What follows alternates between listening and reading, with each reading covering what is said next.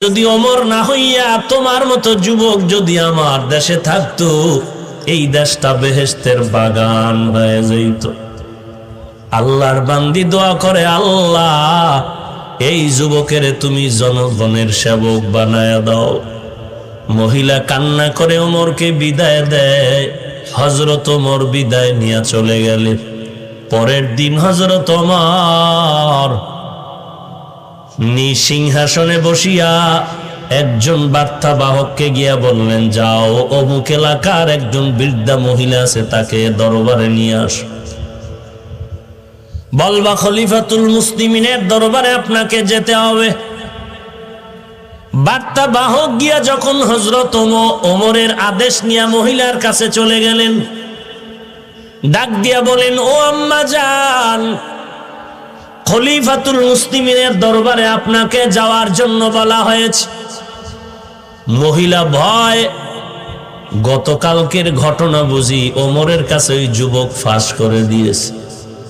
মহিলা কান্না করতেছে, আজ আমার ফাঁসি ছাড়া উপায় নাই। মহিলা ফাঁসির ভয়ে কান্না করে সন্তানদের থেকে চিরবিদায়ের কান্না শুরু করলো।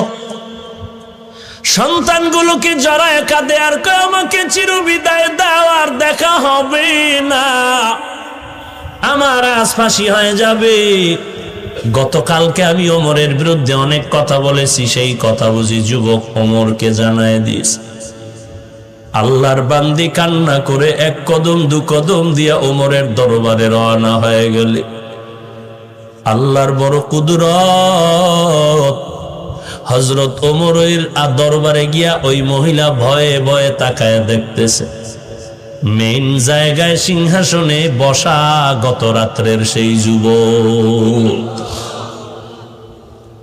মহিলার সহ্য হয় চোখের পানি সিঁড়ি ফুফায় ফুফায় কান্নার আওয়াজ।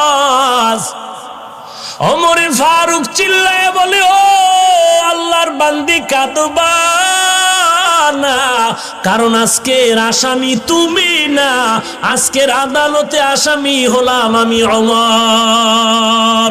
লম্বা একটা পাগড়ি হাতে নিয়ে পাগড়ির একটা মাথা গলায় পেঁচাইয়া আর একটা মাথা ওই মহিলার হাতে দিয়া বলে, রে মা, আমি ওমরের বিচারটা করে দাও, কারণ এতদিন আগে তোমার খবর কেন আমি নিতে পারি নাই, আমি বড় অপরাধী, আমার বিচার করো।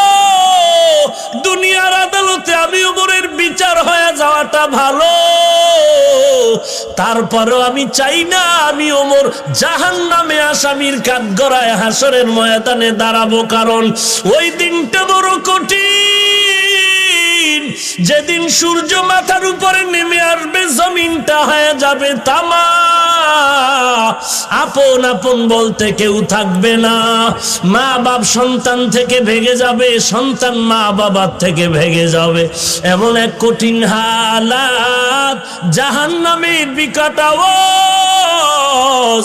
অপরদিকে আল্লাহ কুদরতের কাহারিয়াতের আওয়াজ দিয়া বলবেন, লিমানিল মুলকুল ইয়াউম লিল্লাহিল ওয়াহিদিল কাহ্হার।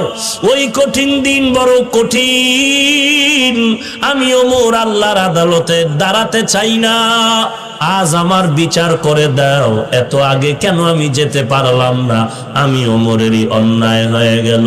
আল্লাহর কসম করে বলি, এই অবস্থা বান্দার মধ্যে তখনই হবে যখন বান্দার মধ্যে তাকওয়ার সম্পদ এসে যাবে।